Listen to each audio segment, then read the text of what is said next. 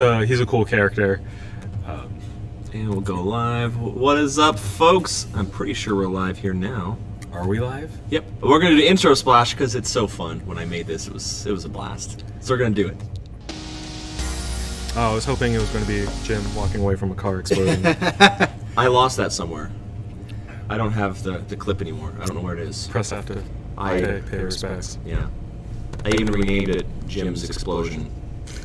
As Is you it did. Jim Houdini? Yeah. I have the clip, and it was like 90% done. I had a little bit more to cut out from the explosion behind him. Yeah. And then I don't know, the new After Effects version came out, and they changed where the file saves were located and stuff. I had no idea where they were. It's supposed to be like your documents. So you'd have to go digging. Uh-huh.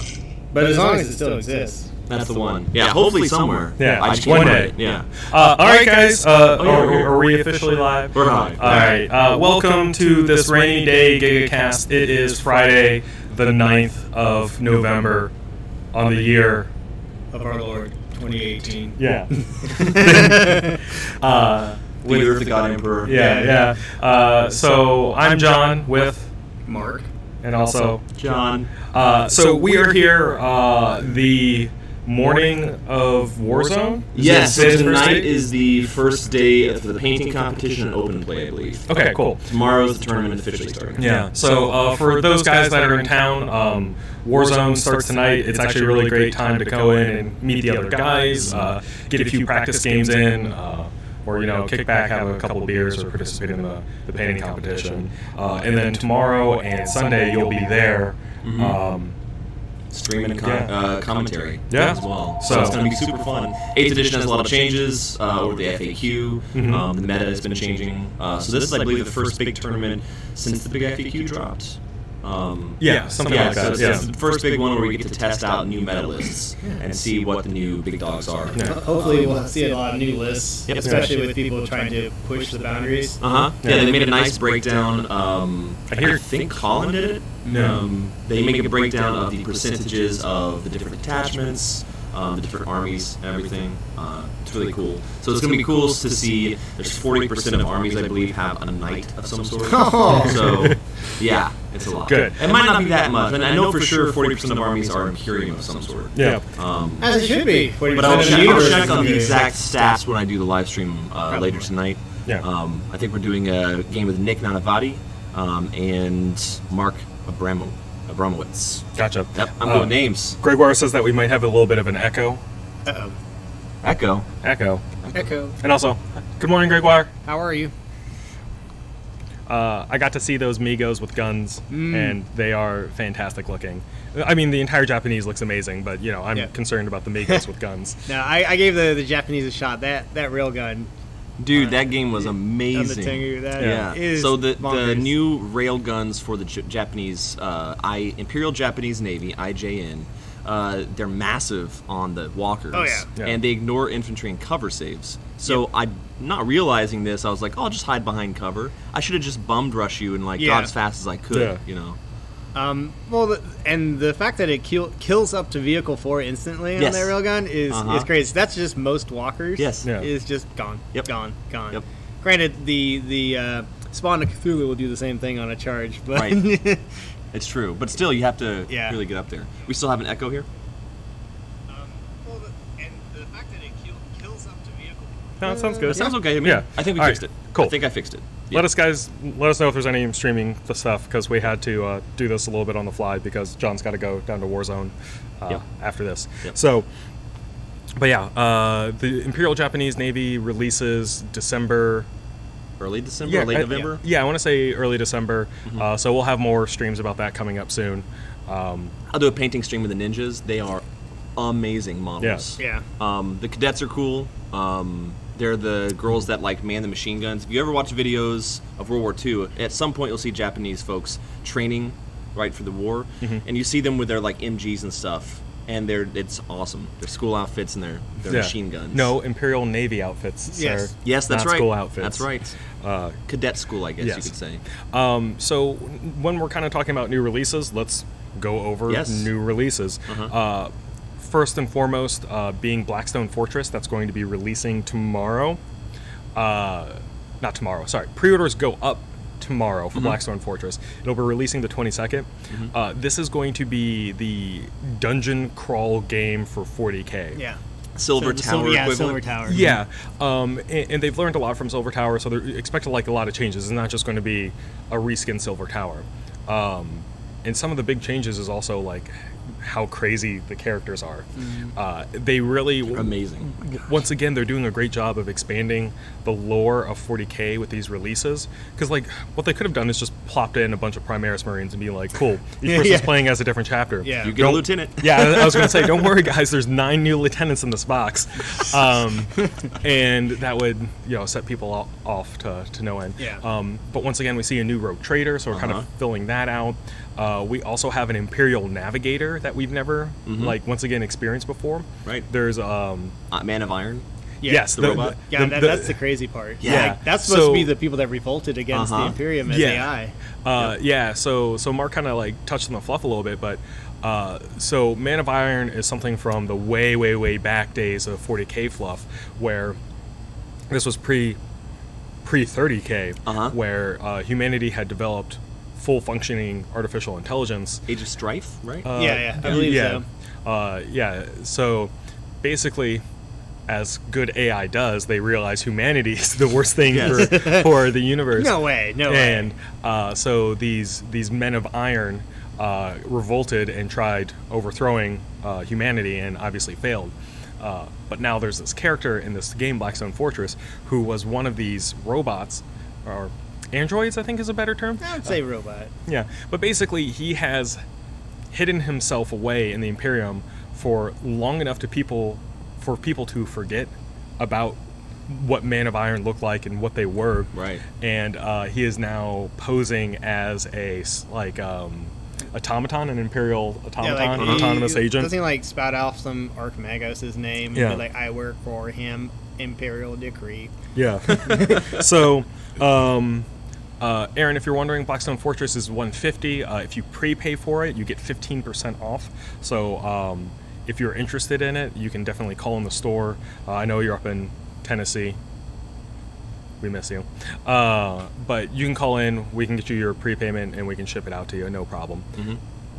But yeah, so not only is the Man of Iron, but there's Ratlings in it, and we haven't seen new Ratling models in probably the last decade. I love the grappling hook one. Yeah, and so these are, you called them space hobbits, right? Yeah, they're space hobbits. So I find it funny that they kill off space dwarves, but leave in space hobbits. Yeah. Well, squats are back in Necromunda.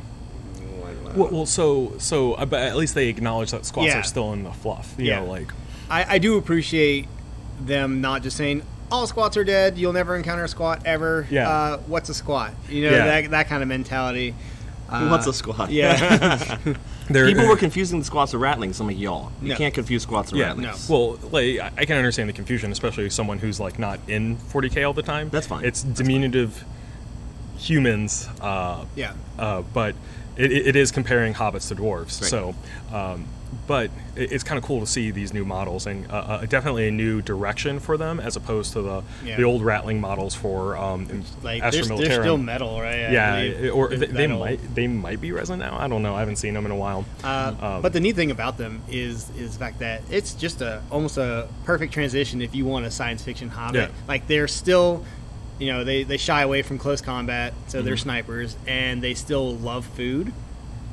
So they're usually the cooks for the Imperium. Yeah. And they'll like stow away extra food for whatever their second breakfast is. Yeah. So there's all of that, and then we also have a Sister of Battle, more or less. She's a purifier. There's also a Priest of the Imperium, which is amazing. And then a big icon. Yeah. So he's the popey looking guy. Yeah. And then we have two Xenos in there with an Eldar Ranger who's trying to find a way to restore the craft world Bieltan, and then finally a Kroot who is a mercenary hired out to help them get through the Blackstone Fortress. And he's been eating the denizens, right? So that's his thing. Is like, you know, he I think his payment is the biomass that they kill, but like, so he has unlocked some of the secrets. Is he one of the shapers, do you think? I don't think his, because Kroot, they have a shaper, which is the one that leads the tribe's evolution forward. Right. But is he just a Kroot that's just evolving himself? I think he's just a recruit mercenary, but he's when he eats the guys from the Blackstone Fortress, he gets some of their memories. So he's kind of interesting. The guide almost. Yeah, the Pathfinder to it. So that's cool because of what he's able to do. Good job, GW. I like that. And so there's all those characters, and they also have 40k rules as well. So you can bring a Man of Iron into your 40k game if you wanted to. Plus all these other. Now, would he be an HQ or a character, like an elite? I think he's either I think he's an elite. And obviously he. I guess he's already done. It's like 30 points or something like that. He's not just a big fun cost. To add your, exactly. So it's something fun to add. Same with the Ranger and the Crute and all those other guys. So it's just once again just kind of a nice addition that you can bring those 40k guys or those guys into 40k. And we also have the robots, which are the the spindle Sentinels. drones. And so they kind of look like the turrets from Portal.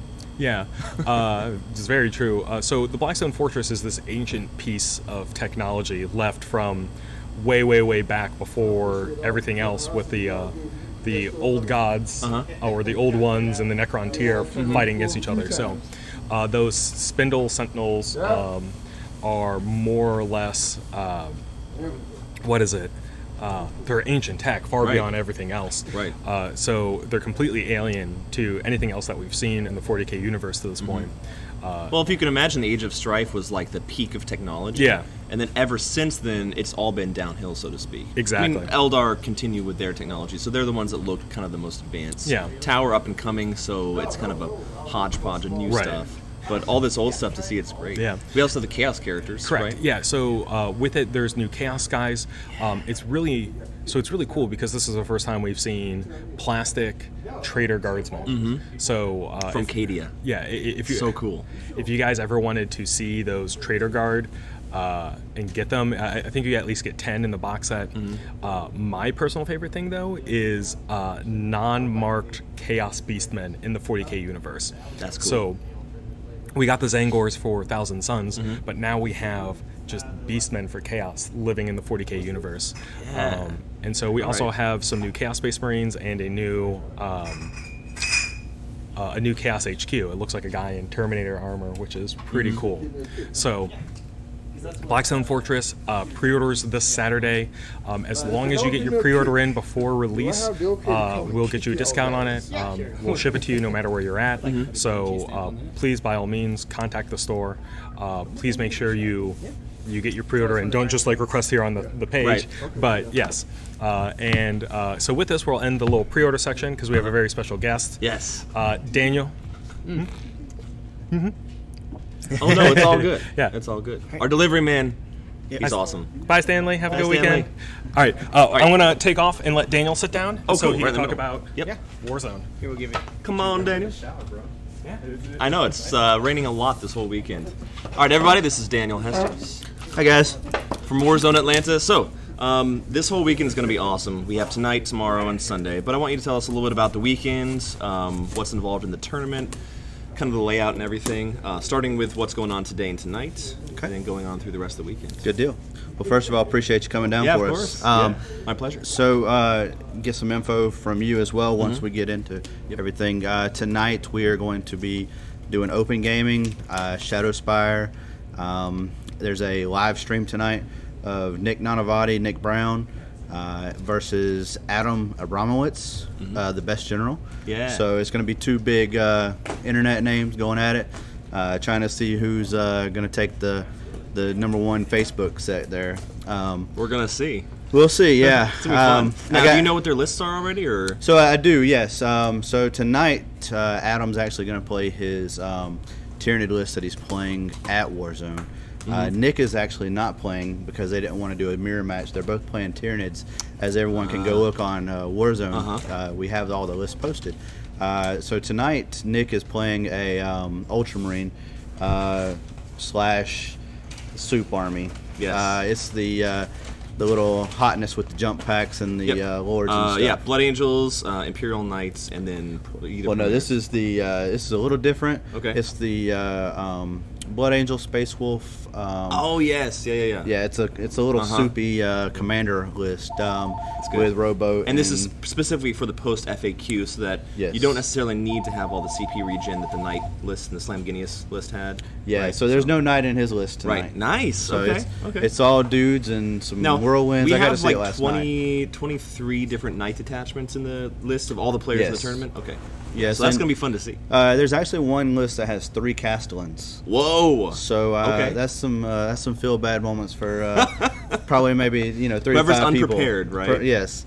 Someone's like, I'll take out all the infantry in general. That's probably going to be one of those feel bad moments if I Yeah. have to face Ian. I believe is who's bringing the 3 Knights. Nice. The Castellans galore, obviously. Just like every scene. Eldar and Dark Eldar followed right behind as the secondary. Biggest faction.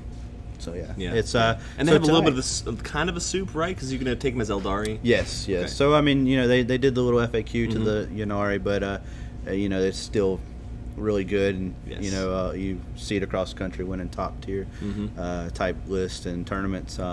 So you can still soup it up with the best of them. Oh, that's gonna be great. So the format of this weekend, it's an ITC type format, is that right? So we are different than ITC. Right.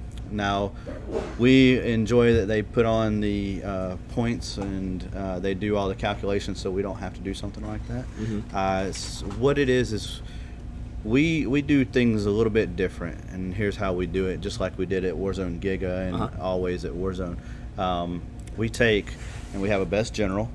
That's battle points. Gotcha. Whoever wins battle points gets best general. Whoever wins best overall is the big winner. Gotcha. Now, that includes a lot of different things that you don't see in a lot of ITC type tournaments or local, game store type tournaments, because we feel like the aspect of the hobby is something that we love and we bring back to the community. So when you come to a Warzone event, we have a paint rubric. It's not hard. It's online, so nobody can say they didn't get the max points or a certain amount of points. It's a checkbox list. So once you check all the boxes, you've got the points. Nice. Nice. So it's not necessarily to be the best painter in the world. Like for me, intermediate, I'm happy with that. But as long as I make sure to get all the check marks. Exactly. You don't have to be. Armies always look great. Yes, and that's the thing is, regardless of how well you paint, it still brings out a better atmosphere. Yeah. And everyone loves playing that painted army or seeing the. I've actually never been to Adepticon. Okay. And I've always wanted to go, even when I owned my own store. But I never could go, and this is very similar to what I wanted to see. Was that when I met the general staff, they introduced me to the hobby aspect as well, and they do the whole display board and everything that you would want to go see back in the days when Adepticon or Games Workshop had their 40K events, here in Atlanta, Games Day Atlanta and stuff. So it's really cool to see people put the effort in, the joy of the actual hobby, and bring something that they're really proud of, and throw it on the table. Nice. So it is 2 days, tomorrow and Sunday. Correct. 3 rounds tomorrow and then 2 rounds on Sunday. How are the matchups being done? So is it random or? So it's going to be on. Everything's going to be on Best Coast Pairing. You can follow Best Coast Pairing. All the lists are actually on, so we didn't duplicate, and we had time to let everyone on the internet look and see all the lists. And that's kind of one of the things we've been doing the past couple of years, is trying to let the community help us police. So if there's something wrong that we miss, because everyone's human, everyone's how many players are in the tournament? 120 this year. Oh, we got up to 120. Okay, yes. I put down 110 at one point. But we added more, right? Last year was 110. We got an extra room at the hotel due to the construction being completed. So we won't have a actual Warzone looking esque where you have to go through the haunted house at the hotel this year. So that's really good, and we could have went up more, but the problem we run into is we want to have we want to make sure everyone has space. We want to give everyone the space, make it fun, the atmosphere, where you can bring carts or you can jump up and down if you're having a game against Thomas Bird and he's cackling your ass off. Oops, sorry. No problem. And then you're rolling, and you're like, oh, I'm rolling well, yeah. Yes, dragon dice alone, right? There's there's even a bounty, and we'll talk about that as well. The bounty on Thomas is he cannot use his dragon dice and has to win a game. So, so all those people that go, well, you only win games because of your dice. Now it's time to try to prove them wrong. Put up or shut up, right? Prove. So the bounty board system, it's basically you pick, say, an opponent, right? And then you choose something, either someone fulfills a condition or they have some sort of restriction. Can you explain that a little bit more? Yeah, so, we tried this out, and Colin and Price came up with it, locals here at Giga, and they thought it would be cool, and so did, Kelly and them. They kind of had one the year before where it was just, kill such and such. Right. So it'll, went, and it's more elaborate now to where you actually have designs into the skill set, basically, like win without the dice, or table someone round one, or kill all of Thomas's guard members but don't touch anything else. Nice. Or, right. For me, someone put one on me that says kill all my dreadnoughts in one turn. So there's some really cool ones, and there's one that I cannot tell you or anyone else about until we open the bounty board up. Okay. But if you win with a specific army, you win Warzone Best General with a specific army, which is going to be really hard to do, and there's very few of them. It's the biggest prize out there on the bounty board, and of all the prize support. That's cool. So it's the biggest single prize. Well, now you've got me all wondering. This is great. It's wonderful. So it's really cool. I think everyone's going to ooh and ah over it. I think it's going to be a very if someone brings their A game, they could be walking away with that's awesome. Something cool if they have the big enough space to put it in. Wish I could be playing, but I do enjoy all the commentary and everything. So how many years has Warzone Atlanta been going? Since 2015. Okay. So I think I've been there every year, I think. You have? Yeah. Yep. That's where we actually met. When you were taking pictures of Thomas's Knights. Yes. That's the one. Yep. Yeah, if you haven't seen that one, you can go to the Warzone Atlanta page, and I did a Photoshop. It took me 25 hours of Photoshopping. There's 100-something layers. It's great. He's really proud of that. He still hangs it over his his mantle. So it's a big old. I think it's cool. A 24 by 36 at least. Yes, might be bigger than that. Yeah, that was his Christmas present. Yeah, it's this massive thing. It's awesome. Now, again, like you just mentioned, if you guys are local, please come out and support John and us. Gigabytes is one of our biggest sponsors, and allowing him to help us out here as well. So he's going to be doing photos. There's all day today schedule already on Warzone. You can go on there. John Caspian Media has a schedule. Just click on the time slots you want. It's all weekend. We do not have to have a ticket for you to come in and watch or observe or see the vendors or John. From Gigabytes, it's 10 minutes down the road. It is. Yeah. It's Windy Hill Road, Marriott. Windy Hill Road, Marriott, 2005. Yeah, I think if you look up Marriott on Windy Hill Road, it's right behind the Chick-fil-A. Google it. Yeah. And then when you go there, you just go through the front doors and then ask where Warzone Atlanta is. It's toward kind of the back toward the hotel. Correct. Yeah, and it's this big space. You're not going to miss it at all. I think there's a big banner you guys have set up. Yeah, we'll have the banner set up after here. We're headed there to start setting everything up. Awesome. So yeah, we're really excited. This is it's a labor of love. We have about 100 people on the wait list. Wow. So and you already have it packed at 120. We do, yes. It's amazing. So it's we have people showing up just in case someone doesn't show up. Interesting. So you never know, right? We have it's like an airplane. Yes, we have standby mode. Someone's sitting there like, I got to get home for Christmas. Yeah, this is Christmas to some people. Or I know for me, it's one of my favorite parts of the year. Right. Like this whole weekend, the energy of this weekend is absolutely amazing. We put a lot of work into it, and come this time of year, it's really exciting for us. Part of it's great, let's get it on. And then part of it's like Christmas, you got to wait a whole nother year to see it. So it's a different aspect, but TOing and tournament organized type stuff is always interesting. It's always you're always doing something, no matter what time of year it is. Do you have any horror stories you want to share? Don't have to name names, but if you have any fun you want to share, if not, that's okay. Totally, we can skip that question. It's always fun though to ask.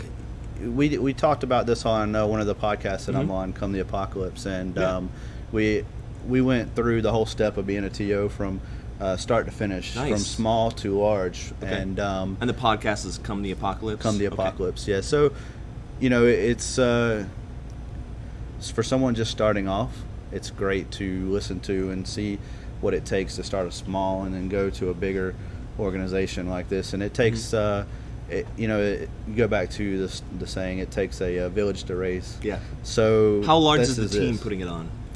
The general staff wise, everyone does their part in some sort of way. I would probably say 15-ish people. Try to 15 people for 120 players. Yeah. Wow. So yeah, that's good. we have a lot of hands involved. I would say when it starts breaking down into the core, there's probably about 6, 7-ish. So yeah, it's really good. It's even family members. Yeah. Help and spouses. So we can't forget them. They're actually going to be running all of the demo or the tables for registration and stuff. So that's great. Have to make sure they get their shout out. So yeah, it's good. We will have early games, and we have lunch catered in for both days. The commentary will be done by you. So we have already been getting bombarded with, hey, where's this going to be? What time can I watch it? So to me, that's really exciting because we've done some live stream in the past, but we'll get all the info out tonight on the Warzone Atlanta page. So if you're interested in watching, you'll have the links. It'll be cast here on Gigabyte's channel, but also a couple of other channels because we do simulcasting to different places. Right. So it'll be on a YouTube channel, probably 2 Facebook channels, I think. Yes. So yeah, at least Gigabyte's, and I think another one as well. And we'll have some random pop-ins, so it'll be good. It'll be really good. I'm super excited about the live streaming. From a fan and a player standpoint, watching things that I can't go to has been great, and that's something that the internet's brought to us thanks to people like yourself who does that. So it's for me amazing, and I'm so excited to it's gonna try be to awesome. Put something like that on. Yeah. For me, it's like, 5 games, here we go. Yeah. It's a lot of number crunching, so my prep work has been help try to memorize the FAQ, because that's going to be a big part of it, Rule things and changes to the FAQ are going to change how people are playing all their armies. And then there's 120 different players, so it's a lot of different armies. I can't memorize all the armies, but it's hard. Things like relics, warlord traits, and whatnot. And you were telling me the other day you were trying to get every codex and read everything. All but the Grey Knights. I can't seem to find. The don't Grey worry. Knights one. Okay. Is there a Grey Knights player? I think there actually is. Really? I think it was a late entry. Okay. Someone had to drop, and I think he snuck in with Grey Knights for somehow. All right. There's also a Necron player now. Really? Yeah. So okay. I think got some work to do tonight. I think there's 2. Two Necrons. So one of them is going to be best Necron player. Right. And one's going to be, not so good Necron Second player. best. Yes. Runner up. So we actually have, I believe, all the factions now represented. Yes. So that's a good thing for a tournament. Not for my mind. My mind is jam-packed with information right now. Well, it's bleeding out. Like I'll confuse stuff, and then someone asks me about Kill Team, and I'm like, no. Not this game. Not at all. Yeah. So it'll be very interesting. There's a lot of different meta. Do you have any shifts. predictions for the meta shifts? Things that are going to be significantly different? Like there's two top players are Tyranid people, right? There's a lot of top players that are choosing lists that are not the traditional from the previous meta. So so you have Nick Nanavati. I watched him play a little bit last night and talked to him a little, and he was playing Space Marines last night, so not Tyranids. He's been coaching Adam with his Tyranids. You've got a couple of other same list out there. Once those lists were posted, they started popping up. You also have the generic Castellan Killface list. Roll all the dice. Yeah, just roll all the dice and re-roll all the dice. Yep. So there's going to be those are probably some of the more challenging lists to get past with skilled players behind them. Right. You have some Chaos and some Dark Eldar and Yunari type stuff. Those are probably going to be your top couple of lists. Right. Based off of piloting. So That'll be fun. Yeah. Now, the last game that we'll stream is going to be the championship game. Correct. So that'll be the 2 players who are the top of all the previous 4 games, and then that'll be streamed online. So you don't want to miss that one. That's going to be Sunday afternoon. Correct. So the first Sunday morning game is 9 o'clock, 9:30 start time? I believe we're still starting at 8. That's right, okay. So super early start time, so if you're in a West Coast time zone, apologies, because it's live, but you'll always be able to catch the replay. And then you definitely don't want to miss the afternoon game, because that is going to be amazing. So after lunch Sunday, we kick in on the last game, so it should be around the 1 o'clock time. Yep. Yeah. Eastern Standard Time. Yep, Eastern, yeah. Because we got folks watching from all over the place. Yes, we've had people from out of the country messaging, asking when we were going to stream. So that's good. That's great. That's going to be fun. Yes. Yeah, so we're going to have a hot mic that's going to allow you to hear the players. So if you want to hear some of what the players are talking about during their game, I believe our room is that smaller room that's in there. So we actually got a bigger room this time. Ooh, okay. It's a big board room. Sorry. Is there a way to cancel that one? Yeah. That noise? Perfect. Thank you. There we go. We actually got you a big boardroom with nice, comfy chairs to sit in. Oh, really? I brought my own little cheap chair. I was like, what can I pack in my car that will fit? Only the best for the best. Yes. I'll be able to lean back and just. Don't fall asleep. No, right? I would never do that. They'll hear you snoring, right? Right. Yeah. So the microphones pick up everything. Yes. Yeah. So don't snore.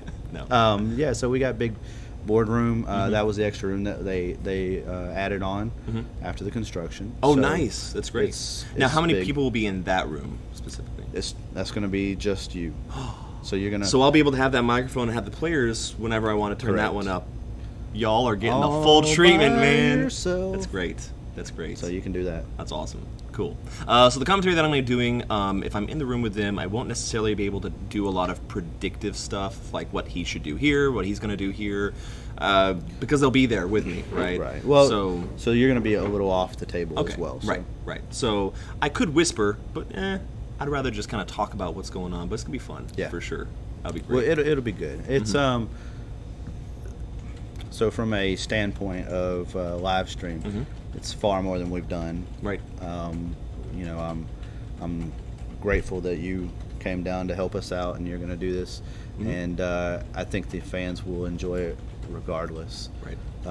It'll be some really nice-looking armies, some great tacticians. Yes. And these are some amazing. Nick is he's one of the top in the country, right? Yeah. If not the world. He is number one right now in ITC, and he won ATC, ETC with his team.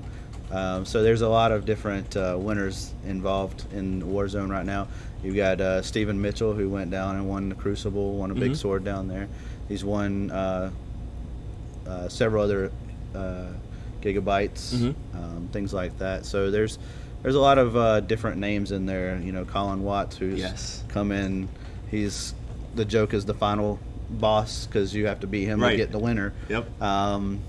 Thomas Bird, obviously, he's won. I think we're missing Twitch this year. He's one of the big winners that's won a couple of big tournaments here. You've got Horton, Draughton coming in. You've got a lot of different names who's been at the top of the leaderboard in ITC and Warzone-esque events and stuff. My ultimate goal for anything like this is that it can become sort of an esport, right? So esports, it's an amazing industry now. So I think that tabletop gaming can become that. Right. So it might someday, 5-10 years from now, be a thing of we change the rules so that it's a faster game. Because like in football, all that downtime is for commercials, right? But we don't need commercials necessarily. But if you have a faster experience, something more along the lines of Kill Team, there'll be certain streamline that'll happen as the rules change and whatnot. Not for the majority of 8th edition, right, or 9th edition, 10 years from now, whatever edition it is. But eventually we'll be able to stream just like an esport, and there'll be tons of people watching it and stuff like that. So don't forget to share with friends. Share it and say, hey, this is the kind of stuff that I enjoy, because the more people see it, the more they'll get used to it. And then you have people, you can bring them in and they can check out some stuff, whether it's 40K or any other miniatures game or anything really. Yeah. With the addition of the clocks, there's still that streamline. But that's not for us at the moment. Now, a lot of players aren't familiar with the clocks. You want to go into that? Yeah, so the clock has been up for debate in a lot of different areas of 40K. It's got its pros and cons like everything else. It's definitely, in my opinion, we used our clocks before ATC just due to the fact that we don't know where they're coming from, who they are, and we wanted to make sure we were on our A game versus time. Right. So it definitely speeds the game up, streamlines it. Like you said, it can put you into that esports kind of mind frame where you're just kind of going. So it's definitely good, in my opinion, to practice with a clock. And tournaments out there are using it for top tables, just so there's no random he won because of. So. Or like there's always there's certain accusations that happen during tournaments and stuff. It's big events, and especially when they're live streamed and everything. Some of them are big slow money. play is a tactic. Yes. Right. As we actually saw that overseas with the billions of orcs making it to turn 2 and 3-ish. Right. And when the game should theoretically get 4, 5, 6. 4, 5, 6 is great in a tournament. When your time is reduced. Right. We give 3-hour rounds at Warzone, so there's probably one game that goes over or goes to the time. Right. Other than that, everyone always usually gets plenty of time. They are relaxed and enjoy the atmosphere, and that's when, especially if you want to go watch other people if you're done. Right. So which is a big thing too. Yeah. Around this time of year in the Warzone, especially because you want to go see the armies, you want to go see the people that come in, and we have a lot of returning players, which we call veterans, and it's like a big family reunion. Nice. Kind of thing. Veterans of the Warzone. That's right. I like it. That's great. Cool. Anything else for the weekends you can think of? So we'll also be doing the prizes at the end. We'll be live streaming that. Yes. So I'll be there. I'll have it set up. We'll have the microphone so that you can hear clearly what the prizes are and everything. Last year we forgot to have the mic ready, so this year I will have the mic ready. And then when you see the prizes, yeah, and again, thanks to the sponsors like Gigabytes, who is the biggest sponsor. I don't have a cool T-shirt or anything. John might be able to get you one. Figure it out. So yeah, these guys. If it wasn't for these guys, we would not be able to do as much prize support as we would like. And that's one of the things that some people come for prizes, some people come for the atmosphere, but we're able to give both. Right. So. That's a big thing when you have great sponsors, great community. And there's also vendors coming, right? We do have vendors. Yeah. We have yourself, who's doing the photos. We also have, let's see, some other game stores. We have Shadow's Edge. He's been a really big help to us in every tournament that we have. He's been very supportive. That is basing material, such as the tufts. So, like that. All the little super tufts. Cool stuff. Yeah. He's actually started venturing into new scenery type stuff. That's cool. Game Mat EU. They've been big supporters of us every year since the past 3 years now. I think since I've been involved. Yeah. We've so shout out. He wasn't able to send us anything this year, but because of the hurricane. Right. But we've Death Ray Designs. A lot of our terrain has come from there, so you'll see some of that on some of the streams or videos, and Impudent Mortal. Yes. So he's local here, in Georgia. So those are some of the bigger sponsors, Dice Head, stuff like that. They really big supporters, Shane and them from ATC. So yeah, we have a good community, and that's what we do it for, is to give back to the community. So it's really good to see that everyone comes together and collectively, and there's no bickering at all. It's just hey, what can I do? Yeah. And because the industry is growing, Yes. And we grow better together than apart. Oh yeah, when there's always a good competition, and it's healthy competition. Healthy competition. Yes. It's good. Right. So you're all playing the same game. It's just like in 40K. Right. And some people can't make it to one place all the time. Right. So if you have multiple places, everyone's getting better around the country. So that's the one. Yeah. Cool. Awesome. Daniel, thank you so much for coming here. Thanks a lot for having us. And then Warzone Atlanta this weekend. Check out the Warzone Atlanta page on Facebook. You can like the page. Make sure you have the notification thing, bell notification for YouTube, but notifications so that you can see the updates for the live streams and everything. Cool. And then check back here as well for live streams. Cool. Thanks, Dan. Thanks a lot. I appreciate it. Appreciate you having Thank you. All right, so now we're going to move on back to some more releases. But first, new tip jars. So we have our historical day coming up on Saturday. That's tomorrow. But we have things like the Vikings. I just realized that the autofocus is on, so it's going to be bad. The Samurais. David's the Napoleonic. Look at that beautiful artwork. It's wonderful. And finally, the Romans. I don't know why I said that with a German accent. Yeah. Maybe because the Germans had enough fighting with the Romans. Right? That's cool. Yeah, Warzone Atlanta is going to be super fun. It's going to be great. Good time. Yep. All right, so let's go ahead and do the Crucible Guard since that's over there. All right, so Crucible Guard are coming closer and closer to completion. I think this is the last of it that needed to be released with them. It is their battle engine, the Rayless Interceptor. So if you ever wondered what happens when a train doesn't need its tracks anymore, and then they weaponize it, that's what you get. It really is. It is a train with a massive gun on top. So it has the locomotive aspect of the engine, but they basically convert it into a tank. Beautiful. And it basically has a large gun and flamethrowers, and like most things with Crucible Guard, it does have fancy alchemical properties to its gun. So it will be setting things on fire, reducing the armor, or other things. Crucible Guard is all about debuffing. Right. And that's what they're going to continue to do with this. I have seen lists where you can have a caster who rides one of these. Inside or on top? Just like on top. Oh, like yeah, they're just sitting on cast. Like they're sitting out of the little cockpit there. And you can have it without if you want. They have binoculars too. They just pop open and go, over there. Or just sword. Drive me closer, let me hit it with my sword. But they have her and then 2 other battle engines, so you have just 3 massive models on the table just running over the enemy. But that seems to be a fun way to play Crucible Guard. Nice. The Warmachine is great. Yeah. But and we came back from Warmachine weekend last weekend. I have to say that was a really fun event to participate in. I participated more so in the painting classes, which ended up giving me enough points to get some nice art printouts. But I did win a door prize of a Colossal, so I also got like another huge model. And the funny part is that they're like, we need to get people to check this more often because they just posted the winners. Right. And so John got me because they came to the hobby room since I had bought a hobby pass. John was there, took my ticket, and when John went up to went up with me to the counter, I claimed mine. John looked at the list and he also won. So, wow, how about that? Yeah, that's cool. Me and him both walked off with Colossals. Wow, that's awesome. Yeah. But another thing that Privateer Press is releasing slowly are the buildings for Monster Apocalypse. Look at these. These are resin sculpts? Yes, they are all resin. They're a little bit heavy, which is great. You want it to be a little heavier so you don't knock it over while you're playing. Exactly. And it makes more sense when you throw a monster into it. It's going to deal a point of damage. And it also shows you what it looks like if you paint it. Yep.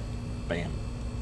So is that also the downtown high-rise, just a different sculpture? It's called Skyscraper. Skyscraper? All right. So it comes with the cards with it as well. I've read them, but I can't remember which one is which. I believe the downtown high-rise gives like non-mechanical monsters a hit point back if they destroy it. And then there's also a bonus for like if you're trying to protect it. Okay. So not only, because normally you have the cardboard ones that come in the starter sets and whatnot. And so these ones are special rules? Exactly. So when you make a list in Monster Apocalypse, you're going to be picking your buildings as well. Okay. And do you have a set amount or that you can buildings? pick? 6 to 12 and 4 of each kind. Gotcha. So 6 to 12 and 4 of each kind. So think of apartment buildings as lands in Magic. You can have as many as you want, and they're just the basic form of things. They're still going to be destroyed, leave the fire wreckers and everything like that. But you can have these special buildings as part of your list as well. And you have to keep in mind that while you're placing buildings, it's a back and forth thing. Yeah. So your opponent will be placing buildings as well that will benefit them. So a lot of times, if you're not really focused on buildings, you can just throw apartments in your opponent's territory the entire time. It's like, all right, here's all these worthless buildings. So they'll eventually have to put their good buildings, if they can't get them out fast enough, into your territory or more in the center, where you can destroy them quicker. So yeah, it's hilarious to think that city layout is actually going to be a big factor in Monster Apocalypse. Now, is it kind of like certain games where you each take turns placing down terrain? Yeah. Okay. It'll be like that. Cool. So it's not like I brought 5 buildings, they're all in my starting zone in the far back where my units can just capture them and keep them safe. Right, they've got to be kind of spread out across. Exactly. Okay. So Very your opponent will be trying to interfere with your placement or vice versa. Right. That's awesome. Yeah. Wow.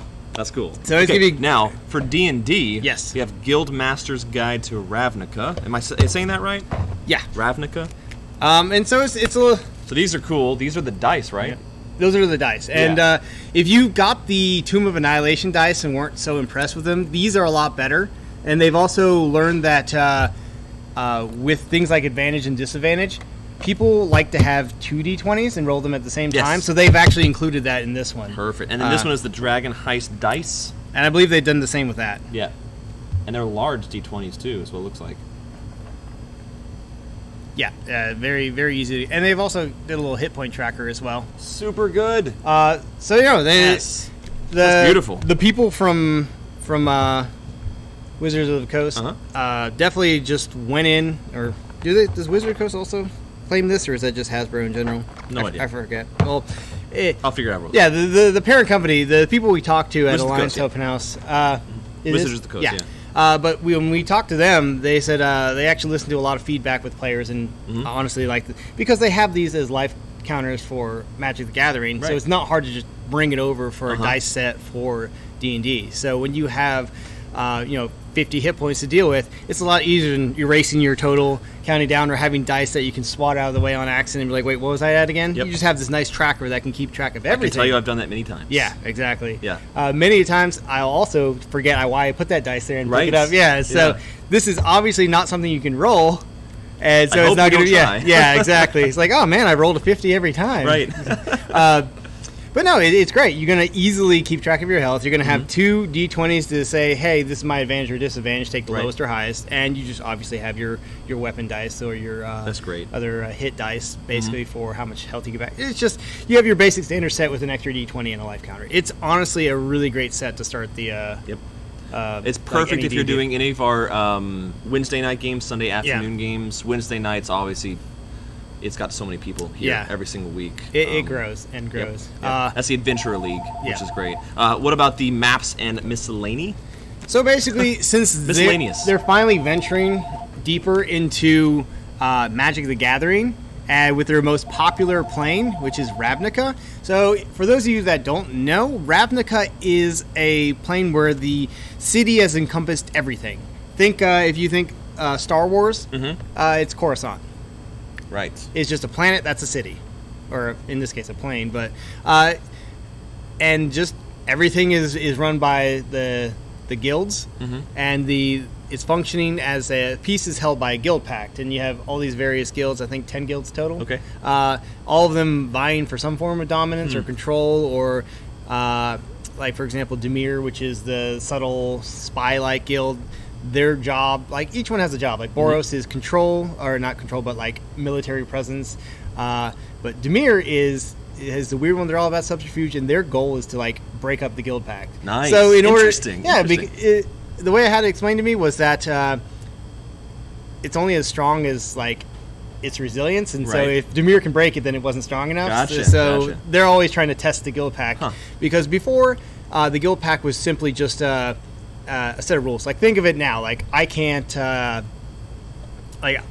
can commit a crime, and if I'm caught, then I'm punished. But eventually, the guild pact became like a magical binding contract where you really can't go against it. Interesting. And it's just it's only for the plane of Ravnica. So basically, they're like the hackers for the government phones and all that. So the U.S. government hires people to try to hack into the phones, and then they find the weaknesses, and then they patch those in so that it makes it harder and harder for outside forces to hack our phones. Yeah. So kind of the same thing. Exactly. It's like on their side, but they're always trying to do stuff. That's cool. Now, what's this Dungeon of the Mad Mage? Oh, Dungeon of the Mad Mage. I actually have not. The second part of Dragon Heist. Oh, so it is more of the Dragon Heist? Okay, yes. Cool. So Ocean's 11, Uh-huh. D&D style, is what I've had it compared to. Phenomenal. So I guess this would just be the Ocean's 12 version. Mm-hmm. But I don't know what the people are up against. But I just see like a Mind Flayer in there, so it's probably getting pretty tough for them. Right? Aberrants and Mind Flayers are pretty Yes. terrifying to go up against. Mind Flayers, oof, man, every time. But we do have one up against the wall. Yeah. So we win, right? Yep, and a Beholder, too. Yeah. Can't stop looking at it. But as far as D&D goes, it's just the next one. It looks even bigger than Dragon Heist. Yeah, as far there's as quite a bit content here. goes. Yep, Elder Runes, Dungeon, all kinds of stuff. But sadly, exciting news in the D&D front for me, though. I will be doing my first campaign with friends over in North Carolina. I'm going on your vacation. Yeah, Yeah, nice. so I've started writing a D&D campaign for them. Very cool. A little bit of homebrew, but trying to base it off the Sword Coast. Yeah. So it's going to be interesting. I'll probably, in 2 weeks, I guess, since I won't be here Friday, I'll talk about it some Sweet. more. Yeah, it'd be interesting to see if it's going to go well. If not, because I do plan on writing everything as I go. So they're going to go through the first event and they'll write the next story one. based off what they've done. So it'll be fun, and I'll probably try to share it with everybody. Yeah, that'd be cool. And then we have Keyforge, which is coming out this weekend. Yes, I believe we have was the pre-release thing already Pre-release happened, right? pack. Yeah, Yeah, the kit. So Keyforge is another thing you got that we were able to try out at Alliance Open House, and the concept is amazing. For those of you who like to draft, like say Magic the Gathering, where you can kind of have a deck you put together, but it's not the best of everything. It's not a like I'd spent $150 to make this. Mm-hmm. No, it's every single deck in this game, and they have an algorithm that generates this, so you will never have the same thing twice, is unique. And in this case, there is no trading one card for another. The name is procedurally generated and printed on every single card. So if someone has, like, for example, the one I got at Alliance Open House was Overflinch, the Aloof Plantation Footman, or Soldier, I think it was one of those, but that is printed on every single card. Okay. And so John's would have 3 houses and whatever name he has. So if I were to take, even if we shared the same houses, one of my cards and put it in his deck, it would stand out because it would not have the name of his deck in there. Interesting. So I believe the way they described it was at tournaments and such, you would have a choice of like 3 decks you could bring. Okay. But those would just be the random ones. Or for example, you could even just like buy a deck. So you could have like 2 that you brought and then one random one you buy in with. And you can start playing with that one just immediately. And the nice thing is not every deck would be great against something else. Like John's deck pretty much crushed me because he had essentially board wipes. So I would have all my creatures out. I'd be like, all right, everything's going well, and then gone. Board wipe, and then I would have no way to like really 2 damage to everything kind of thing. Yeah, or just like kill it. And so really powerful cards have penalties called chains. So basically, as the more powerful cards you use, the more chains you put on yourself. Think like Ebenezer Scrooge's friends, the ghosts, like they're way down by... You can also think of logistics. Yeah. The more military forces you have, the harder it is to organize everything. Kind of the same thing, right? Well, I honestly think the Ebenezer Scrooge ghost thing, it's like the more evil you do, the more chains you wear. So they just weigh you down. So the first time you generate any number of chains, you lose 1 card draw. Interesting. Okay. And then if you break another threshold, you lose 2 cards per every time you draw up to your hand size. Okay. Does that ever go down? No. Interesting. I don't think they've made a card yet that says lose chains. Right.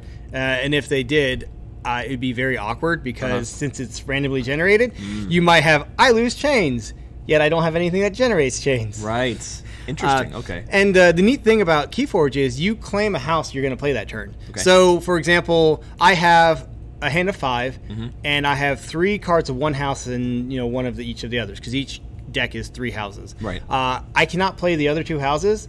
If you chose that one. Yeah, if I chose one. So there would be situations where I really need to play this one card, but I only have one of that house in my hand. So I play this house. I'm done.